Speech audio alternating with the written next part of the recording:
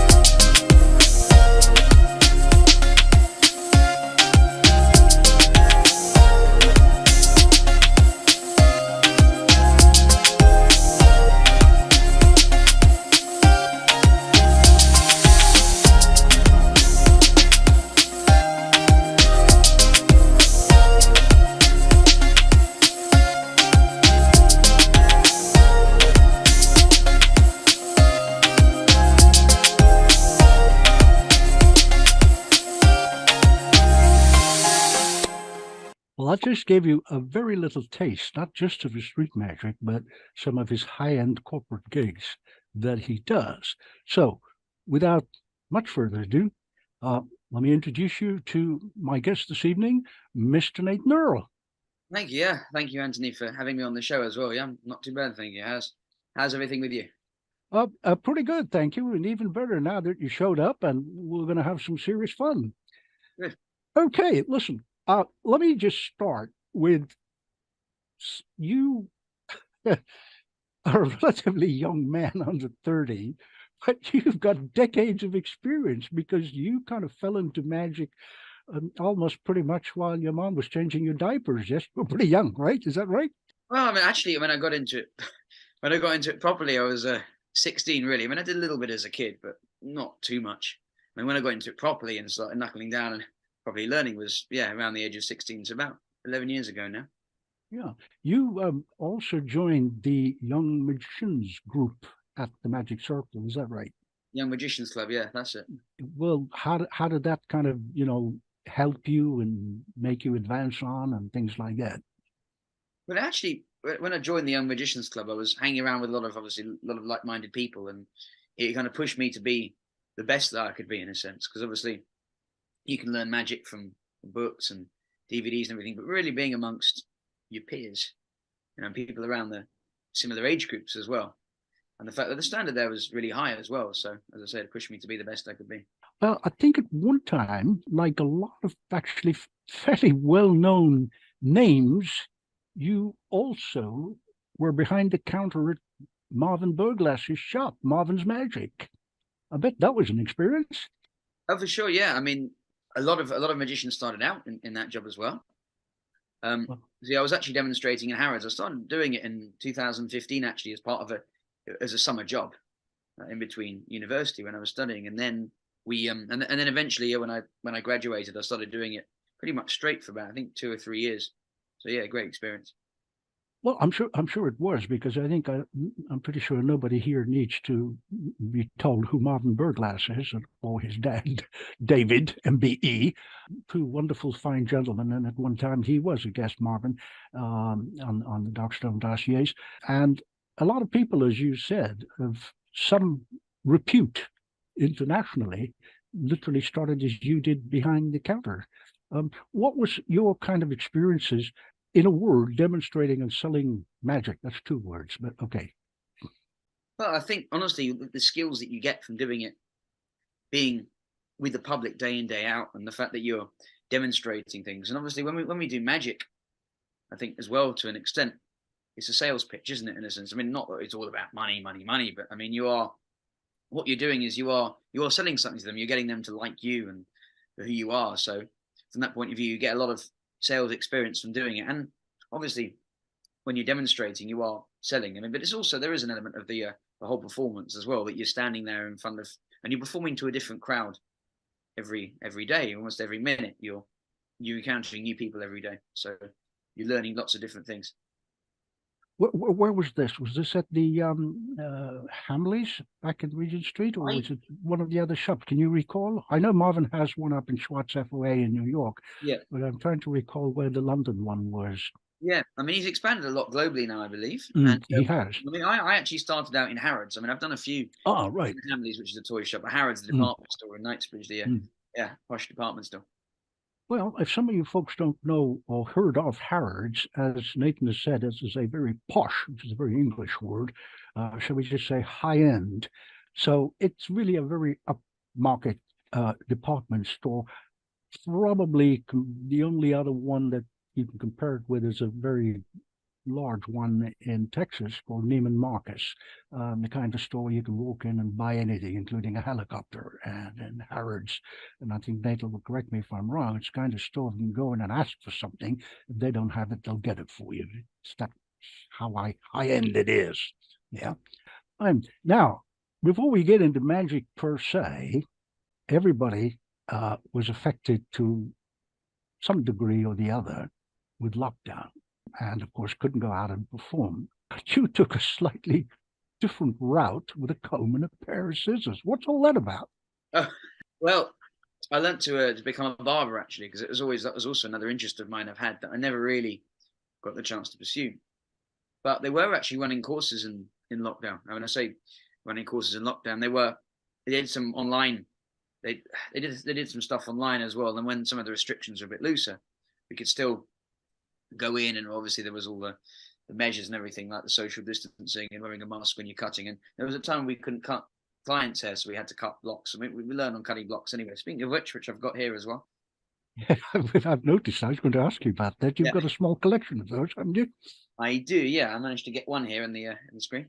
Yeah, it looks interesting. Okay, now let's just get on to the magic per se. You, as we've covered, started with the Magic Circle, and you mentioned all the wonderful folk who've helped you, etc., in the Young Magicians Club. And you've got to the point where I think, correct me if I'm wrong, it's probably a month or two ago, you were awarded an associate to the Inner Magic Circle. Yes, it was actually in December, so yeah, a few months ago now, and it was actually at the Christmas and Hanukkah party I put on for them. It was actually, which is the last club night of the year. It's when traditionally it is when it happens. Right. So that's a big deal. I mean, watching here, we've got a few MMCs, a few AIMCs with silver stars like myself. And indeed, if I'm not mistaken, definitely one I know of, a member of the Inner Magic Circle with the gold star. So we will all say that to achieve an AIMC is really quite something. And you have got that not just necessarily for services to magic, but to services for the Magic Circle. Because you're quite the party animal, and you organize different things. You were saying the Hanukkah Christmas party, and you recently did the Easter party. Yeah. With eggs, and you were wearing rabbit ears. Oh, share some of that with us, would you? Yeah, that's right. Yeah, and also, I mean, obviously those are more like, they're kind of like one-off events. But what I am organizing from now on is the hands-on sessions of the Magic Circle, which are, I mean, the way I'm doing them as well is it's essentially like a workshop. So you have somebody in who's like an expert in a particular field, and you get people in the building, and then they're learning in a kind of hands-on format, really. So at the moment, we've got one at the beginning of every club night of the month, but we had to clear some exams backlog. So there's going to be the first and the third club nights of each month, hopefully from May onwards. And yeah. Right, so you're busy organizing those. I know one of the people you've got or thinking of getting, and that's a mutual pal of ours called Brendan Rodriguez. Yes, we had him in January. Oh, you did already? Okay. It was the first hands-on session that we had of the year as well. So he was doing stuff with coins and pens and rings and all that, showing us some magic that he does in his repertoire. Yeah, I hate that guy. I really do. I mean, he's that freaking brilliant, isn't he? Oh yeah, it's just unbelievable, his contact juggling and things like that. What a really, really nice guy. I mean, I've hung out with him a few times, and when I lectured, he was so kind. He came and grabbed my suitcases and everything else and physically carried them up to the dressing room, to the side of the stage. There's one on the side of the stage. So he's just an amazing magician, and he's been on the cover of the Magic Circle. And if you ever get a chance to see his work, at some stage I will try and anchor him down to come on as a guest as well. I think he's a man well worth having on here. So now we come back to these events. I noticed that the Easter one, it was a pretty wretched day. I gather, cold and raining, and not many people turned up. But you were wearing bunny ears, and you had people in costumes and eggs and stuff. What went on that time? Tell us a little bit about that. So what we had in the event, we had obviously an Easter egg hunt around the building, and I'm also Jewish as well, so it was combined Easter and Passover crackers. So we had something called an afikoman hunt around the building as well, where traditionally it's a seder, CDER, and what people do is that the youngest child traditionally goes and finds a missing piece of matzah, which is like a cracker. Essentially, they have to find that. So I thought we'd combine an Easter egg hunt and an afikoman hunt, and the person who found the afikoman, the missing piece of matzah, would trade it in for a prize. So they got a magic DVD, and it was all wrapped up. So they didn't know what it was and wrapped it. So yeah, and then we had a quiz. We also had a childhood game as well that we used to play at school. I don't know if you're familiar with the human fruit machine. Where you have three people. No, tell us about it. So you have three people nominated. They're blindfolded, and you have to pull out the fruits. And obviously, if you get three the same, then you get 3 sweets. If it's 2 the same, 2 sweets. One. If you only get 1 of each, then you still get a sweet anyway. So I recreated that with, we called it Magician's Fruit Machine. I mean, we had some stuff that you'd typically find under a cups and balls production. So you have obviously things like oranges, lemons, and I actually put some cups in there because it is Magician's Fruit Machine. We had 3 unequal ropes, we had some cups, we had some sponge balls as well. So we decided to make it magician themed. That sounds like a fun evening. I saw in the pictures you had Lee Hathaway. Didn't you have also recently, I think, some friends of yours from over in the States, and they were kind of like experts on origami? Oh, well, they're actually two separate people I think you're referring to. Am I? Okay. Yeah, you're referring. Yeah, they're not actually from the States. Stephen Megumi Biddle from Hastings, actually. Okay. And they came to the hands-on session on origami, and they're actually my childhood heroes as well, because I have 2 of their books, which they kindly autographed as well for me. They signed copies, and yeah, they came in and people were folding the paper, and they did some models, and then Steve also he performed one of his effects as well. It was an origami paper that folds into lots of different shapes as well. So he came in and did that, and his wife, his partner Megumi, so she's obviously very into origami as well. They both are, and she, so they both did the workshop together. Well, judging by her name, I think, be correct in assuming she's Japanese, right? That's right, yeah. Well, she's obviously got a head start, I imagine, not being patronizing, but you know what I mean, yeah. Because the Japanese children learn that in school anyway, not to a great art form, but they learn it anyway, that I know. I think it wouldn't be right on this show if we didn't acknowledge somebody very near and dear to you who worked very hard behind the scenes on these Christmas parties and other things, and that would be your mom, right? Yeah, absolutely. My mom, she came along, she helped with the catering and helped not just behind the scenes as well, because she was very much visible on the table. Oh, right. And had all the food prepared, and yeah, everyone knew who she was. So. Well, let's go talk about supporting your son. My goodness, that's above and beyond the call of duty. Some of us here, like myself, have children. Well, my son, he's 41. Most people know they don't do magic anymore. But yeah, there was a way, obviously, you supported them. But I think this is above and beyond the call of duty, to prepare things. It's a lot to handle on your own as well, because I think to transport the food and everything and do all that. So she helped out with both the parties, the Christmas and the Easter one. Well, that's wonderful. Yes, we'll have to get her phone number. Now, let's talk a little bit about street magic. Yes.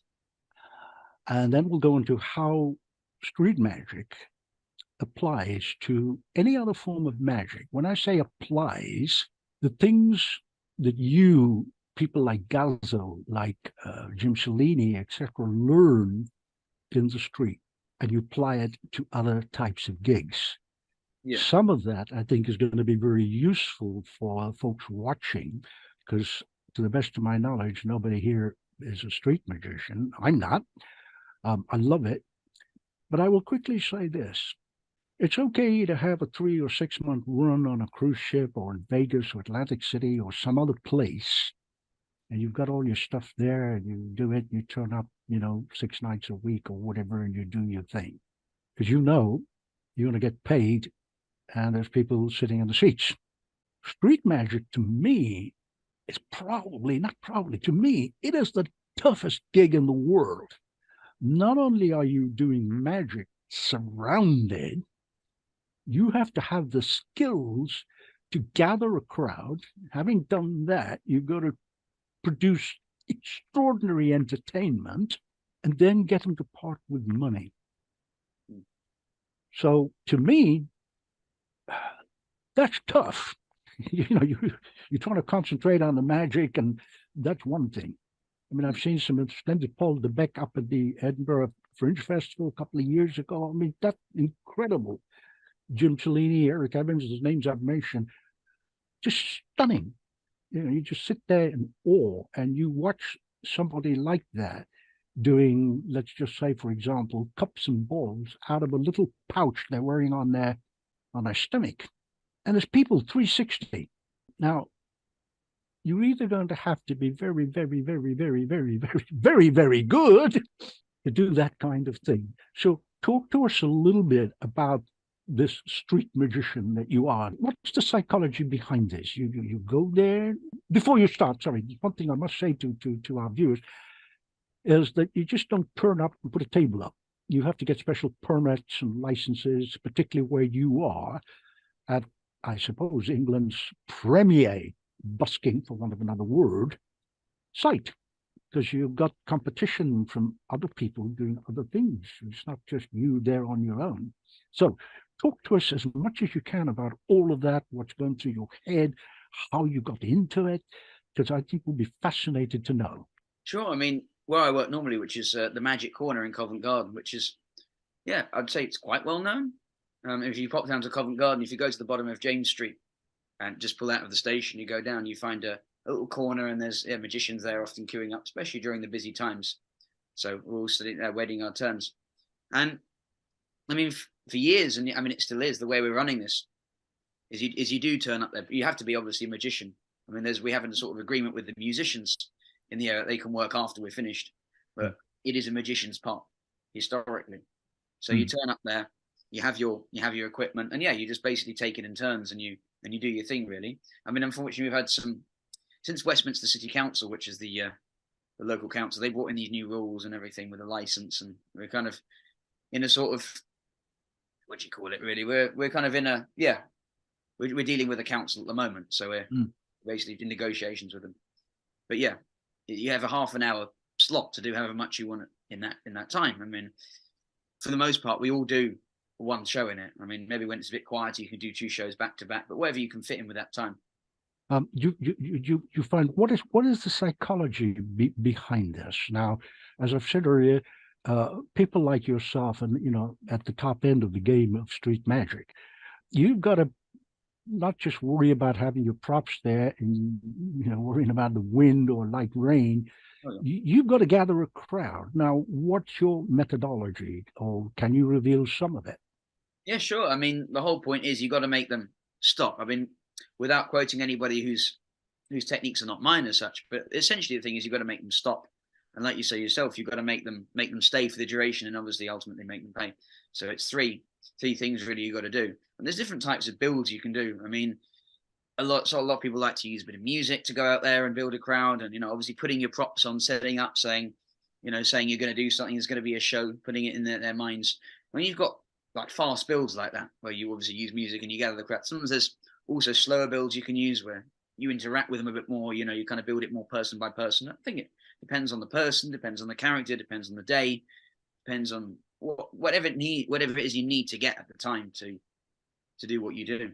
So that's the psychology behind it, and it's just basically that you've got to keep them there. You've got to keep the interest, and obviously, what you don't want essentially is when you're working on the streets. The psychology behind it is you don't want to give them a chance to leave. Really, I think that's what you're getting at, isn't it? Really.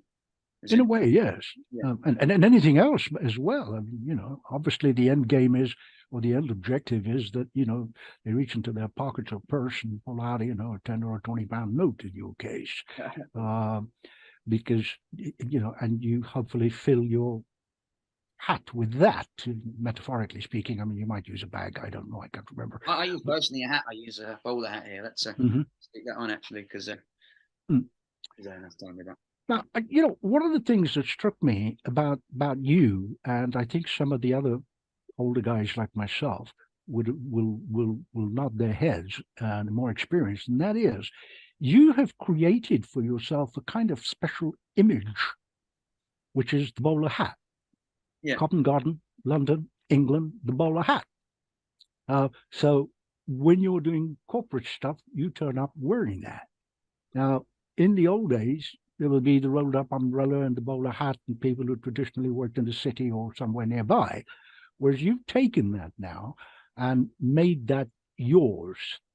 The only other magician I know who's done that was a good pal of mine, Bobby Takover, who did that for some of his stage performances. So I'm thinking, and correct me if I'm wrong, people going by see you standing there wearing this bowler hat, and you've got a table and you're doing something else. So in a way, you're kind of intriguing them before you even start any magic. Is that right? Yeah, I mean, I think when you're working on the streets, it's important to have an image as such. there's different types of images, and obviously there's a lot of performers that have different types of hats. I mean, the bowler hat is just, I think it's just the one that suits me out of all the hats I've tried in the past. This is the one that suits me the best. I mean, who knows in the future it might change, but I think it works really. And I like the bowler hat personally because obviously you have it on your head, and it's nice the fact you can hold it out at the end, and it's easy. You don't have to swap hats, and that's just this is what I think. But yeah, I think it's good to have an image. I think I like to look, I like to dress up, look a bit like a magician, really, so people know that I'm not just any sort of random guy in the streets trying to get attention for whatever it is, one way or another. Good point. And I quote what you just said: "Look like a magician." Yeah. To which people sometimes, and I've had a lot of discussions and even workshops on this, well, what does a magician look like? Well, there was a time when everybody tried to look like Channing Pollock. There was a time when everybody kind of, wore tux. There was a time when everybody did something else.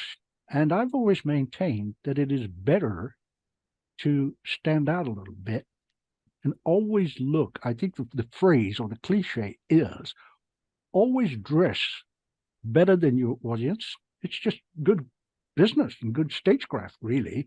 Yeah. And look like you're ready to go on somewhere else afterwards.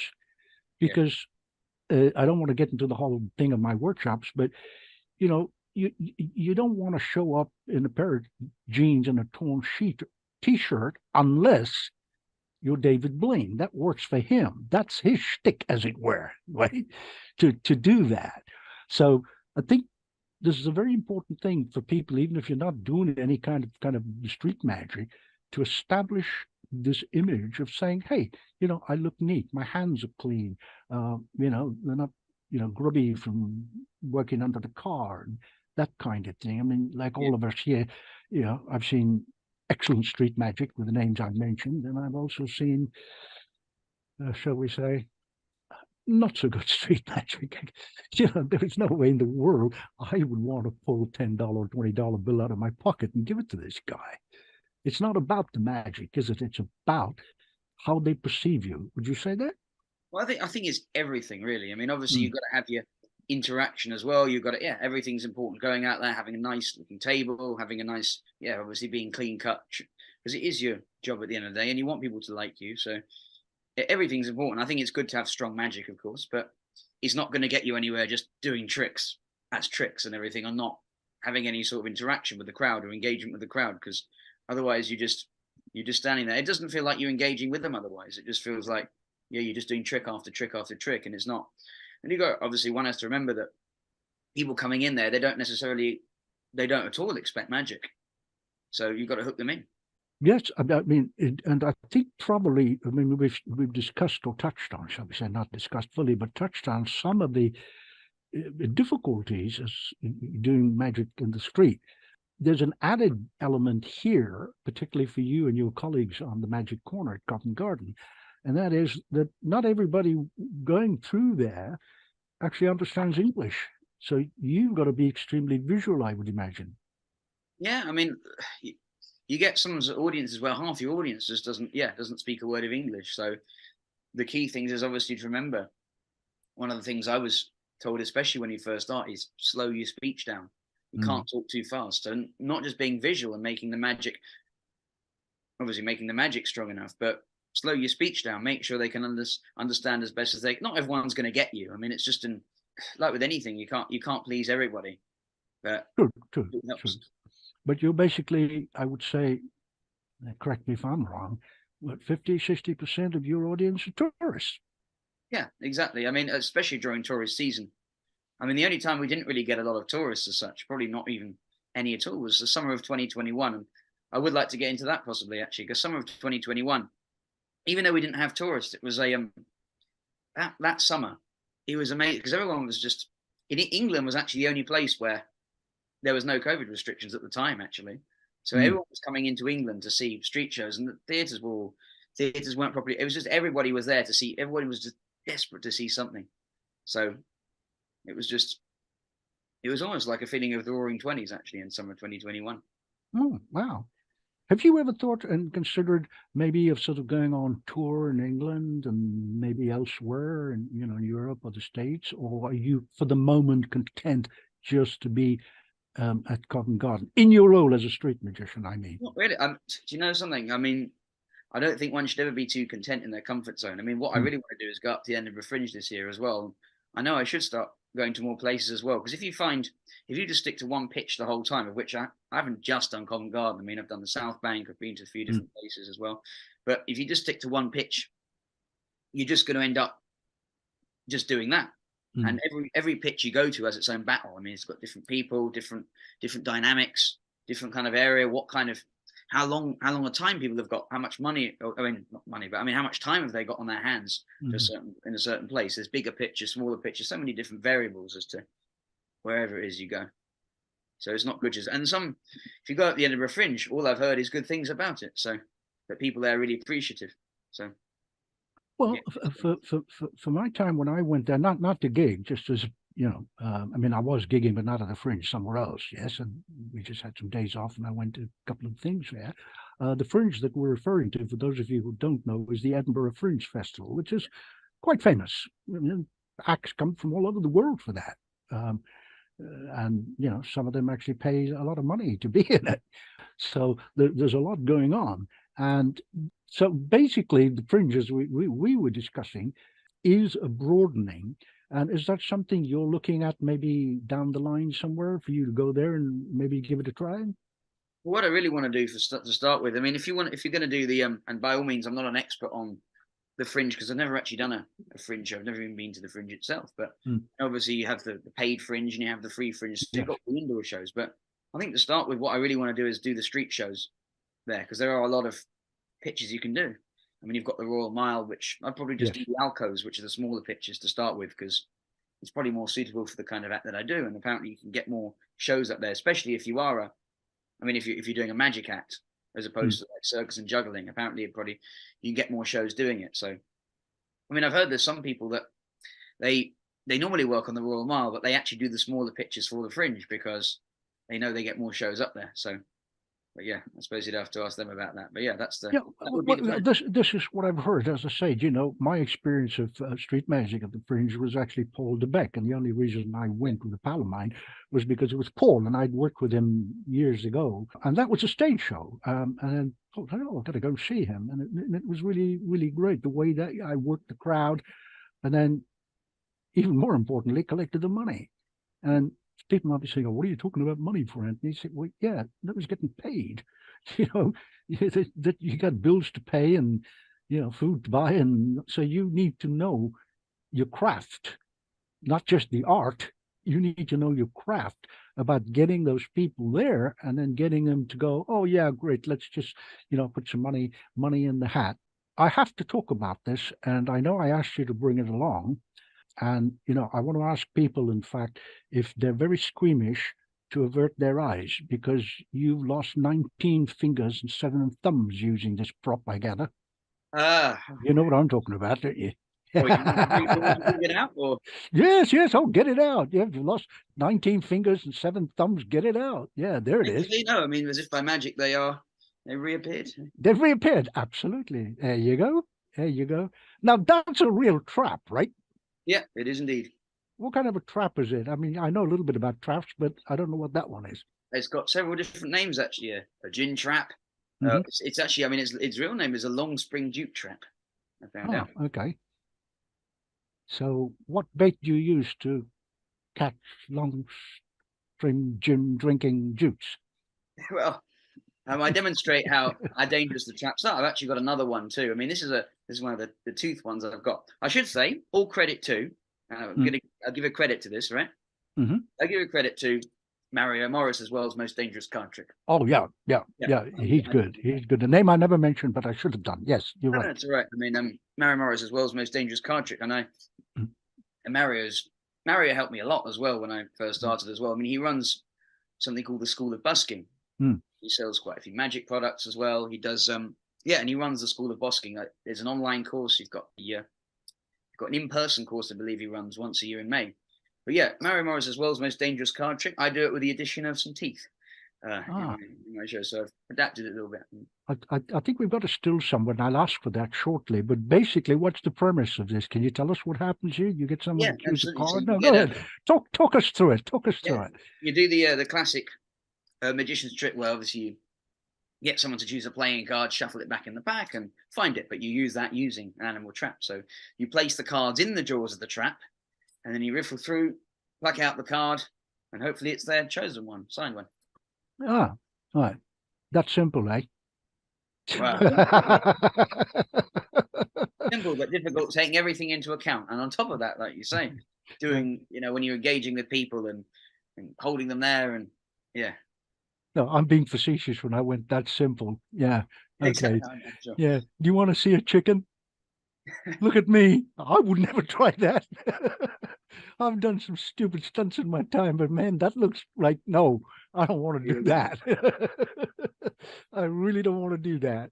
Yeah, but I guess it's all about, timing and, it's the right prop and so on. I am not going to ask you, and I don't want you to talk about, if it's a prop or if it's real or whatever. That's like asking Houdini where he kept the key. So we're not going to ask that, yes. But is this, I would imagine, this is quite a crowd puller and pleaser, I would think. Yeah, would you I wouldn't say it's a crowd puller. I mean, because yes and no.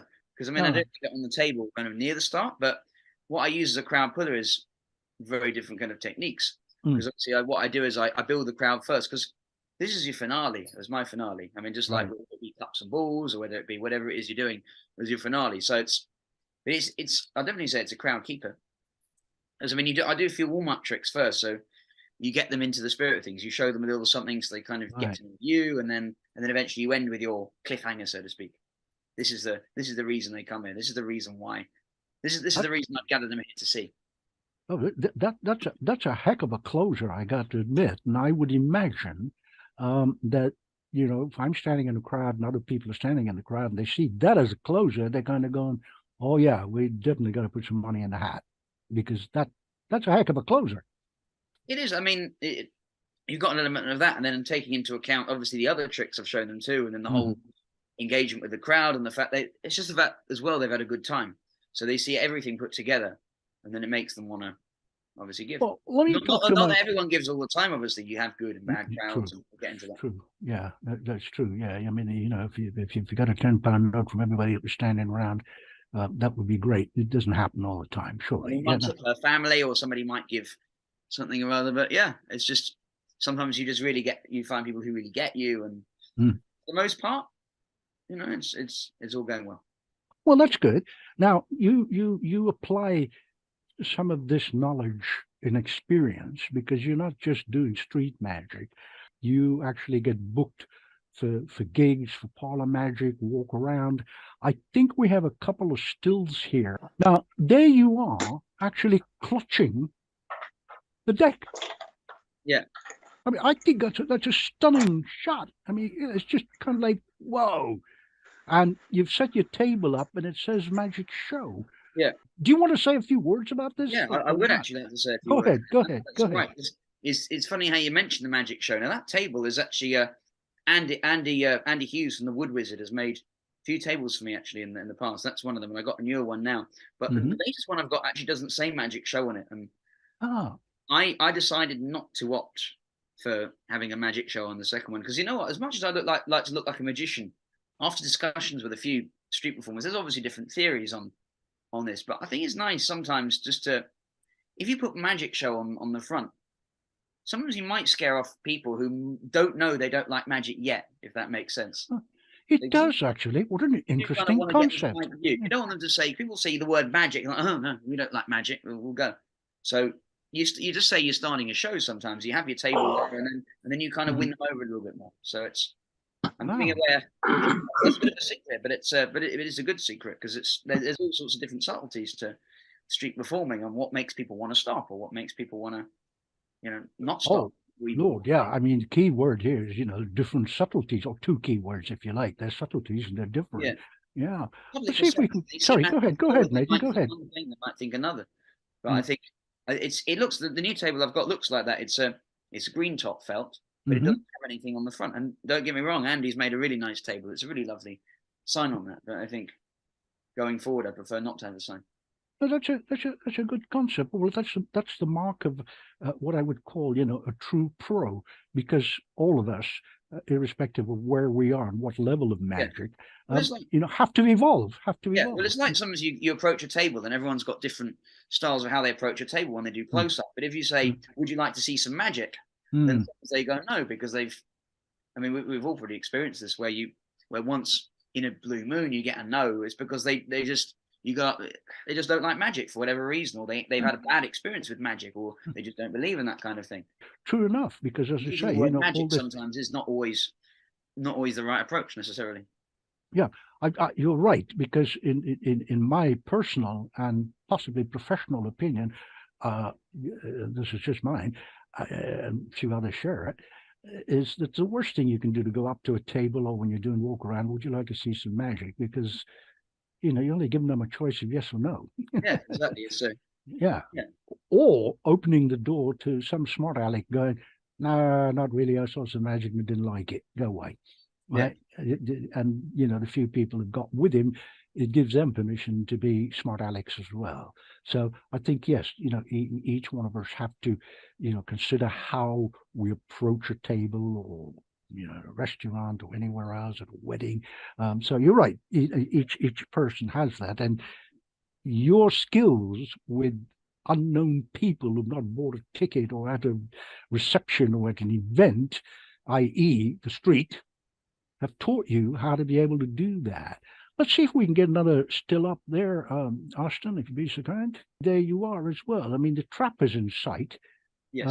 Some ropes, and it looks intriguing. Because if I was walking past and imagine I wasn't a magician, I would stop and kind of go, what is he doing? Yeah, it looks intriguing. Now, I assume you've obviously thought about this and thought, well, how can I make it interesting without attracting attention to it for people to go by to stop out of curiosity? Would I be right in that or not? Yeah, I mean, in this particular clip, you can see me holding a poker chip, right? Mm-hmm. And that's what I do is I make a poker chip float. It's basically it's a bit of close-up magic essentially, because typically at that point the audience is a bit smaller. Sometimes you get an instant crowd, but it's essentially it's a little trick just to warm them up, really, and then it gets them clapping a little bit. And interesting. Let's see if we can get another one up. Yes. I particularly wanted to pull this one up. I'm going to tell you why, and then let you please respond. Obviously, if you look at this, yes, judging by the people, this is a high-end event. Right?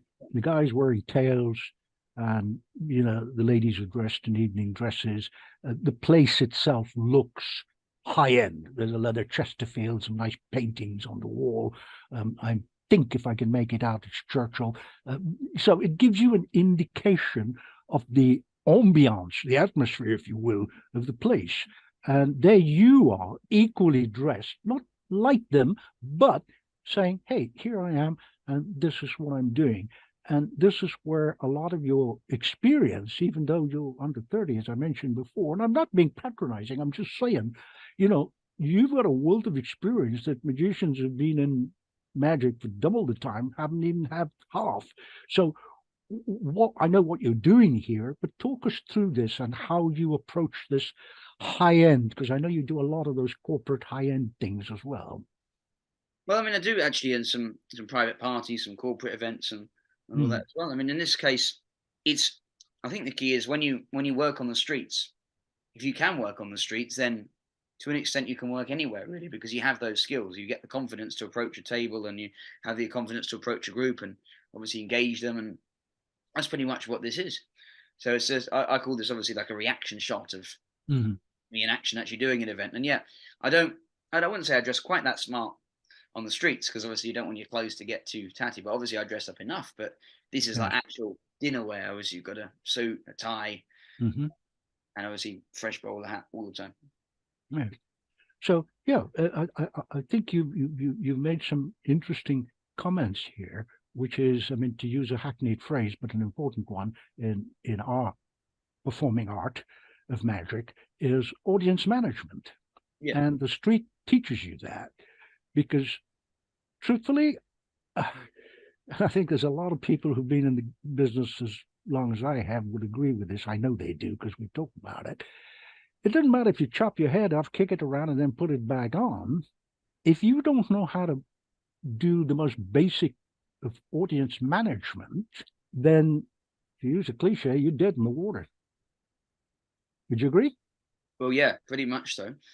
I mean, well, Yeah. especially, yeah, I mean, obviously on the streets as well, you have to, going back to that, you have to keep them there, really. But yeah, and then once you learn that, yeah, you can apply it. It does become like it becomes a lot easier to do an event or a gig once you know that. Yeah. So, as I say, this is an important element where I wanted to, let our viewers know that there is not so much a transition or a transformation, but a using of one skill to actually help another, which is obviously indoors. The crowd is already there. They know they're going to have some entertainment, and they're there to see something. And obviously, the choice of material in a venue like this is very important. Would you say? Yeah, I mean, you don't want to. Obviously, there's certain tricks are appropriate, like doing the whole. Let's put it this way: doing the whole sponge ding dong is not appropriate for. No. No. Well, I personally never found that appropriate. No, exactly, especially I think it's unnecessary. I think the word is, you're just a hack trickster. You're not a magician. So what I was getting at here is that when you do an event, a gig of this nature, you can't just do, your best stage show or whatever, right? I mean, you wouldn't use the trap here because I would imagine this is not right for using the trap. No, because I mean, the trap is never something I do for walk around anyway. I mean, No. if they had me on stage doing something, then by all means I would. But obviously, this is close up walk around magic, so I wouldn't be using the trap. That's what I meant. So you would carry something that you would work from your pockets, like for those who know immediately will nod and go, the Professor's Nightmare. Yeah. Yeah, as you can see in the picture. Yeah, and also do things like billing kiwi and things like other things too. Some card magic and sponge balls. Things that you can, what I would call that are movable and easy. Yeah, easy in the sense of they have a sequence and a flow. I mean, what I particularly like about this, and I noticed it when I first got this picture, was, oh wow, look, his ropes are yellow. Yeah, that's a I actually quote here as well. My colleague actually who works in Covent Garden. I mean, he told me, I can't remember who he told me it from, but there's a magician called Andy Prince who works in Covent Garden. He was giving me he was telling me all about yellow rope. I asked him in his street show once, well, how come you use yellow rope? And he said, because of the visual aspect of it. Yeah, absolutely brilliant. And I agree, to be honest with you. I'd use yellow. Yeah, I can see that. Yeah, it's very important. It just brings me to mind of something. Back in the day when Noah built the Ark, when we were at Magic at the Red Sea, and the very first one I had Max Maven, I did a talk show with him, and one of the things he talked about, well, blessings for his memory, he said, if you're doing stuff on the stage or parlor, use like a 2 of diamonds or a 3 of spades or something like that. People at the very back, they can see it. And this is part of audience management. Sorry, you were going to say, go ahead. I was going to say as well, like with the trap, I really like it when they choose a red card, because if you have like a 2 of diamonds or a 2 of hearts, they can draw a smiley face on it, and it's more visual. It's a bit harder if you've got like a king of spades and find the top. So, to be quite honest, and I think you more than likely agree with me on this, because you've probably handed out more cards to be chosen than most of us sitting here. I mean, we've all done it, but you have, because of the number of times you're doing it. You've got people who may not recognize a card. Where, for example, if it's a Jack of Diamonds or something, yes, they don't know what it is. But if you're pulling out a 2 of diamonds and they don't know it's a 2 of diamonds, it's a much easier visual retention, would you say? Yeah, especially once it's signed one way or another with a smiley face. Or, because I get a kid to sign it. So. Okay, well, that's good. All righty. Well, I don't know if we've got a couple of other stills of you there. Austin will pull them up. Let's see. I love this shot. I have no idea what you're doing here. Tell us. I think I was just hyping the audience up, and lesson to be learned: when you see my laptop projector stand over there, I use it as a table now than that. So, and also my case is a bit more decorated, because that projector stand actually was designed to fit in I got it with a side attachment separately. put it together, fitted inside the box as well. So it was more, it was more portable with that, but for the sake of having a nicer table, I think it's more worth carrying it around in an extra padded bag because, as I was saying earlier, it's everything, isn't it? So yeah, I must have been hyping the audience up, and that was actually before lockdown. I didn't have quite as much of a beard now, so yeah.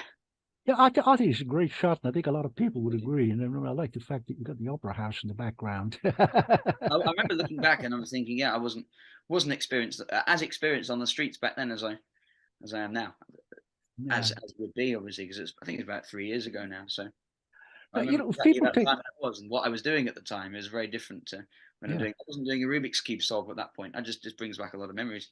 Well, I think it's pretty relevant if many of us here have been in business for a goodly while and are very observant.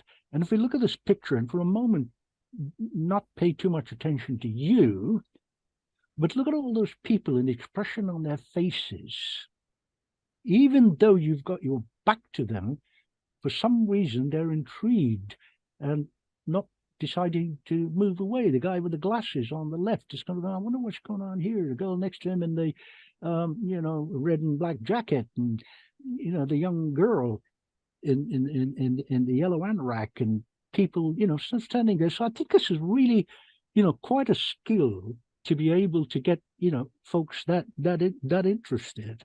Yeah, I mean, I think it's hard sometimes to tell what they're thinking from that photo onwards. I mean, I think there's more some looks of bewilderment actually, but who knows what was going through their minds at the time? Eh? Well, exactly. As long as they stop, that's the important thing. The back. I mean, sometimes I find with the back row. I mean, unless your show is like 360, the back sometimes, I mean, I'm more worried about the people who I'm facing. Excuse me. I mean, yeah, I'm more worried about the people in the front row and the sides. But I mean, sometimes the back can be nice, but it depends on the show, really. Yeah. Let's see if we've got. I can't remember if we have another one or two up there. Austin will help us out, I'm sure, our Zoom-meister. Oh, yes. Now, again, I particularly wanted to include this because if you look very closely, we'll recognize you because you're the guy with the bowler hat, right? That's impressive, right? That's impressive. The magicians who go, well, I just do close-up and small parlor shows to 50 or 60 people. Okay, great, nothing wrong with that. But, you've got these people 3-4 deep and they're 360. Yeah, that was a nice big crowd, actually, from the shots. Yeah, I mean, so skills to you for getting that all together. And they're standing up. I mean, they're not sitting down. Nobody is serving them drinks, right? No, I mean, it's interesting enough. Go ahead. When it's summertime, they get the kids sitting down on the floor. They just kind of park themselves down. That's fine as well. I mean, there's some performers that actually make an effort to get the kids sitting down on the floor as well. I mean, but yeah, sometimes they just sit down anyway. But yeah, as for them standing, yeah, that's exactly what they do. I wanted this picture in the show because that shows the level of skill that you have. It really does. I'm not really interested in people, watching you do, Sponge Walls of the Professor's Nightmare. Pretty much most of us, to varying degrees, do it. So that's not what this was about. This was about having you on was these other skills, which many of us just simply don't have. It doesn't matter how long we've been in the business. We just don't have them. I mean, it doesn't matter what you do. You put a gun to my head and say, okay, go out there in the middle of something and draw a crowd. I'd have to wing it, and I don't know how good I'd be at it. I'd probably flop. So, kudos to you. Do we have one more, Austin? I love this shot as well, because this shot, let me borrow some words from a good buddy of mine in New Orleans, John Rockerbomber. Most of us here would have heard of him. An article I wrote on him, and I hung out with John, and he said, when you're doing magic, you have to understand there's a fourth wall, like theater. You either bring it down or pull it up. And I use that in my workshop. He also went on to say, you have to woo people almost like a lover and make them love in some manner what you love. And I think this picture of you, this photograph, exudes that. It's actually saying to people, look at me, I'm loving this, I'm enjoying it, come join me. Would you agree with my analysis? Yeah, I think, I think as long as we look like we're having fun, then the audience will have fun for the most part as well. I remember this was actually footage from a charity show we did because sometimes there's a street performers association. This is not from the Magic Corner. This is from the West Piazza, which is the main pitch by the church in Covent Garden, where they do all the circus and juggling. Oh, right. I think I did like a 2-minute slot there, and I just said, well, I'll just do the Rubik's Cube solve. Wow. But, it's a great shot, which is why I kind of picked that and got into our Zoom Meister to say, because I wanted to talk about that, that particular element, which we just did. Now, I'm looking at the clock, and as most people who've attended this, the Darkstone Dossiers know, that we come to a point in the show where we go to what's known in Vegas as meet and greet, where people can put their mics on and talk directly to you. They're a bit nervous, some folks are. They just put something in chat and I read it out. So before we get to that point, a couple of things. Is there anything that you want to talk about or mention at this point? Put you on the spot. I'm sorry, you don't have to, but if there is, go ahead. Like, where would I start, really? I mean, there's in terms of specifics. I mean, everything I'm saying is pretty much just on the fly, really. I mean, it's just. Oh, like yeah, this is not a scripted show. I wouldn't dream of having it formatted, yes, but not scripted ever. Exactly. Yeah. No, I just meant anything specific, that you said, yeah, I wanted to mention this. If you don't have it, that's okay. I mean, you not don't have off to. The top of my head, to be honest. I mean, I'd rather, when we get to the meet and greet, people can ask me and I'll. Oh, okay. Yeah, that sounds like a plan. Yeah, let's do that. So before we head over to the meet and greet, let me just say a huge thank you to everybody that attended. Thank you very much. A huge thank you to people who rode shotgun manning the gallery. And we always had that, make sure. In fancy terms, we call them high-end security, but now they're riding shotgun to throw out naughty people. It doesn't happen, but sometimes, occasionally on Zoom, it does. So thank you to them. Thank you very much to Austin Moody, who is our Zoom master. And thank you very much to a couple of other very, very dear pals who've shown up here. Some of them, in fact, are members of the board of the Association de Magiciens Internationaux, which is where the show is going out. You saw the logo in the front. They're from the board, and they actually came here, and that was really cool. So thank you to them. And I think, well, as John Rockabilly says, those are the end words. So if we can maybe just open up your mics, etc. And as I said before, if you want to put something in chat, go ahead. And you feel you don't want to go on camera. I mean, some people just don't. And that's okay. I understand that. And so feel free to, chat directly with Nathan. I think you'll agree with me to thank your mom, Michelle, right? Yeah, absolutely, of course. Yeah, absolutely. Absolutely. Switch your mics on and feel free to chat directly with Nathan. Hello, Nathan. It's John O'Riordan here. Hello there. And it's very interesting tonight for your experience on the street magic and performing certainly in Covent Garden. It must be a real pleasure because it's always part of history, part of tradition. A question I'd like to ask you, do you get any people try to play with your props or take your props at any time? It can happen once in a blue moon, but I mean, one thing's important to keep under control. And I'll tell you something, the table that I've got now has actually got a little section at the back which you can store some stuff in. And at one point I was just leaving a Rubik's Cube on the table, and then, never leave your props lying around once you've come off the pitch. Put that in, put your props away as much as you can, because especially the trap as well. Me leaving that on the table is a bit people I don't want people touching it, and so yeah. Oh, thanks very much indeed. That's all right. Hello. Hey, Brian. Good to see you, man. Yeah, I'm fine. How are you? Good. All right, thanks. Good to see you. Thank you for making. You just finished 2 mega shows today, didn't you? I know. Well, no, not mega, but I mean 2 shows. That's was enough for today. Tired.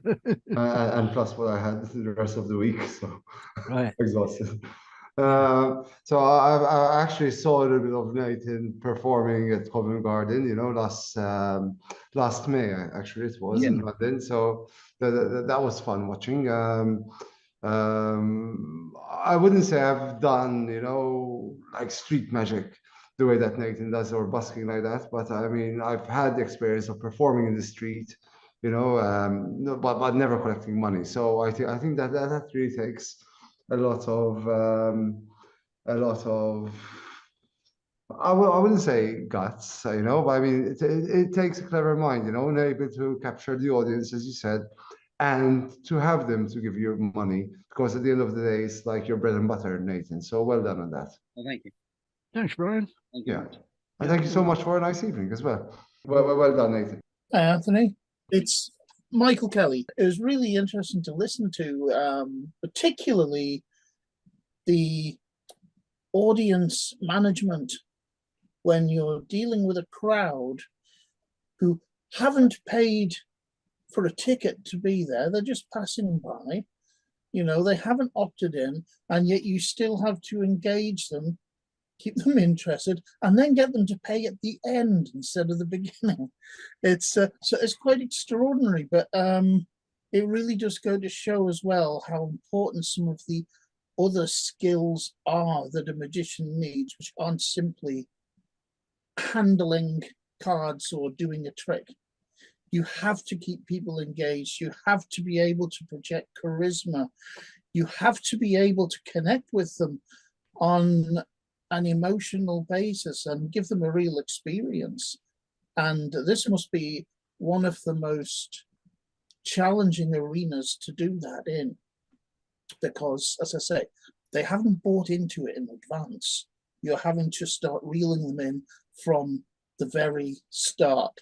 So, you know, enormous respect for that, Nathan. I like my cozy little parlor shows where everyone's paid in advance and they're already coming and knowing what to expect. But, you know, these are such important skills to develop for every magician, because we all need that level of audience management, whether you're on the street or not. So it's great to see that, and you can see it in the photographs and the videos.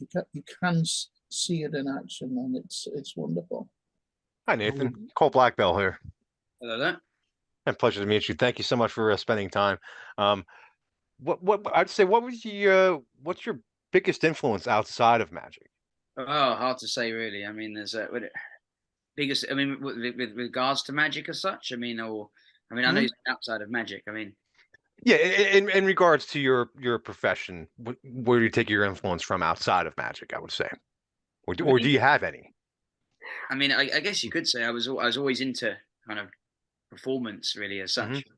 Like, you know, I did do some drama schools. I mean, it's like some Saturday drama schools and some summer drama schools as well in the past. But that was not. I mean, I actually went on to do a classics degree. So the real reason why I ended up doing the street performing as well is because, I mean, I had a look. I was doing Marvin's Magic, and then eventually I wanted to kind of go more into the real world and start doing more, you know, more self-employed magic work. So I looked up, see what it took to actually busk. And at the time, they said you can busk in London pretty much. You don't need a license, and that's what got me into the street magic as such, really. So aside from that, hard to say. Excellent. Well, yeah, I can definitely see how acting could plays a big part into it. I mean, it's my opinion that I'd say every major performance art can provide something to all the others. I mean, it's not just magic. Or, I mean, if you take dancing choreography, I mean, you're going to get your timing, you're going to get your movement, you're going to get your grace. Acting, you're going to get your oration, you're going to get, you know, I mean, audience management's going to play a big part in a lot of those as well. I mean, even with music and fingering and instrumentation, you're going to build your finger agility. Yeah, I mean, exactly. I mean, when I first started street performing, I was advised to do some Toastmaster sessions, of which I did join a Toastmasters club, but then unfortunately the club closed down, the particular local club. There's a few of them, but I never got around to renewing it. But then that was at the time when I started to improve as a street performer as well. So it was good to do the sessions and see what it's all about. And they do teach you a lot about timing and being able to a lot of public speaking. I think basically, if we have nothing more, we can call it a wrap.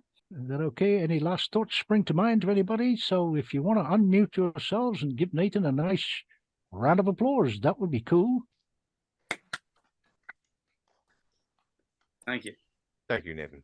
Thank you again to Anthony and all of you for coming and asking questions and listening in and seeing what it's all about. Absolute pleasure. And on behalf of everybody, thanks to you for, you know, your thoughts and sharing, I think, which is nice. And that's mainly why I have done for 3 years now, almost 4, the Darkstone Dossiers, because all the wonderful people who've been on and sharing. Next month on the 20th, and I will be sending out information on it, is none other than Professor Dr. Todd Landman. He's on the 20th, and I'll be getting some information out.